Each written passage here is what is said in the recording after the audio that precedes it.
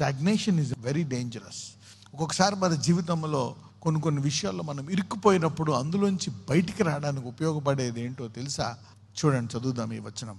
Isaiah 58:6. దుర్మార్గులు కట్టిన కట్లను విప్పుటయు, దుర్మార్గులు కట్టిన కట్లను విప్పుటయు, కాడి మాను మేకులు తీయుటయు. ప్రతి ఒక్కరికి ఏదో ఒక భారం ఉంటుందండి. ప్రతి ఒక్కరికి ఏదో ఒక భారంతో అందరూ బాధపడతా ఉంటారు. బాధింపబడిన వారిని విడిపించుటయు, ప్రతి కాడిని విరగగొట్టుటయు. ఏం చేయాలంట?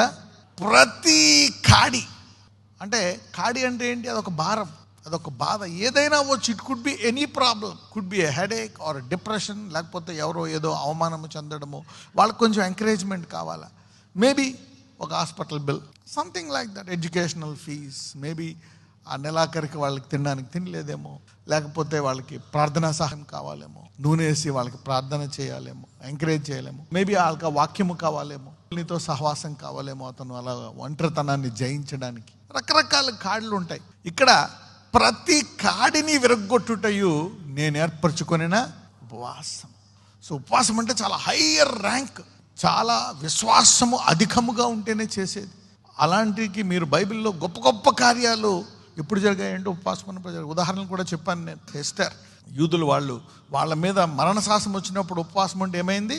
రివర్స్ అయిపోయింది. నినివే పట్టణం. Fasting has changed many many many things. మరి దానికంటే ఇంకా గొప్పదానికి దేవునికి ఇష్టడుగా ఉండాలి అంటే కాడులు ఏం చేయాలంట? విరగొట్టాలి.